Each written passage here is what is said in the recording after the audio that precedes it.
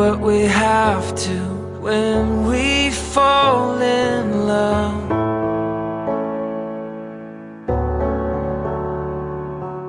Everybody lies, lies, lies. It's the only truth sometimes. Doesn't matter if... Hej alle sammen, jeg skal vise jer, hvordan man laver et Vampire Diary look, featuring min veninde, best friend, Anna. Yes. Hej. Jeg starter med at påføre noget concealer under Annas øjne. Derefter tager jeg min puderbørste og påfører noget puder under øjnene. Så tager jeg min Urban Decay Eye Primer, og så påfører jeg det på hendes øjenlåg. Så tager jeg noget øjenskygge, en guld farve, og påfører det på hendes øjenlåg. Jeg ville jo ønske, at øjenskyggen var lidt mere fremtrædende på kamera. Herefter der påfører jeg en brun, glimtende øjenskygge i globelinjen, og så trækker jeg den lidt længere ud.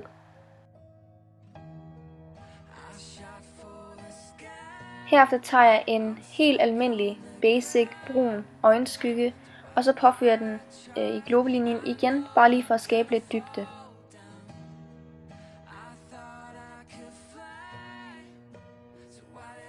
Herefter der påførte jeg en meget lys concealer på hendes brynben, eller browbone, som man kalder det på engelsk, for at lysne hele hendes makeup look op.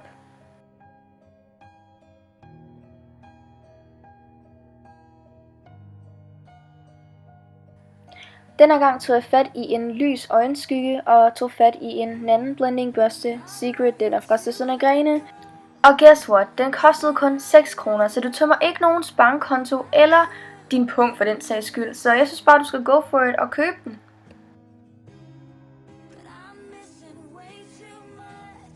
Endnu en gang, et andet trick for at lysne øjet op, er at påføre en lys øjenskygge.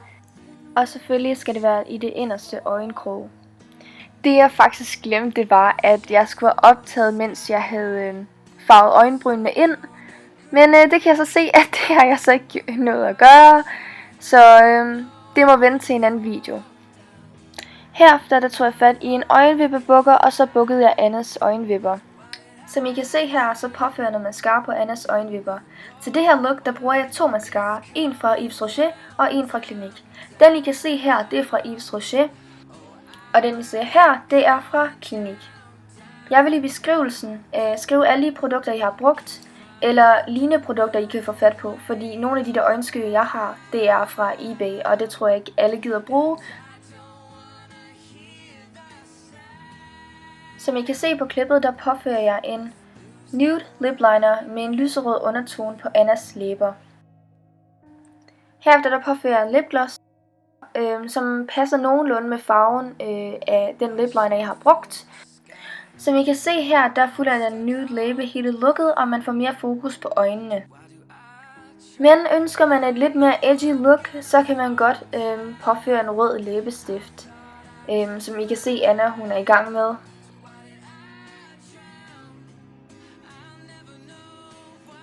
Og her er det endelige resultat med make-up'en, men nu skal vi gå det ekstra skridt og ordne Annas hår. Og det jeg bruger her, det er et glattejern, siden jeg kunne finde mit krøllejern. Teknikken jeg bruger her, det er at jeg trækker lidt i håret, og så ruller jeg håret rundt om, og så trækker jeg det ned igen. Og sådan fortsætter jeg bare med at krølle Annas hår hele vejen rundt.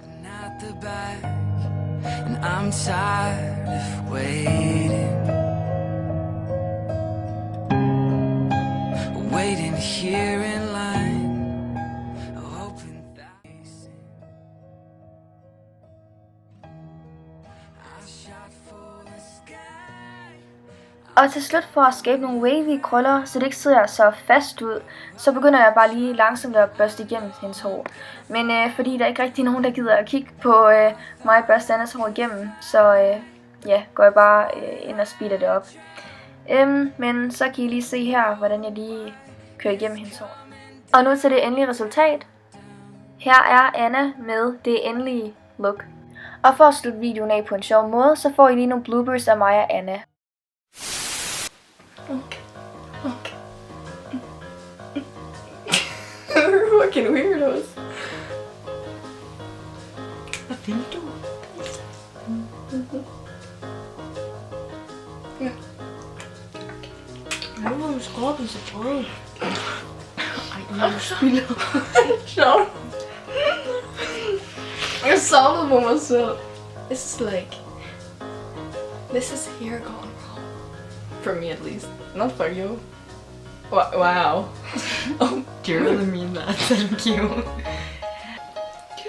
You're so funny, but I'm still trying to look pretty.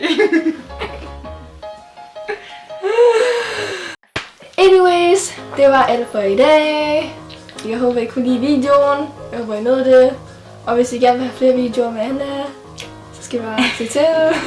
Jeg laver best friend tag med hende om ikke så længe, så følg med.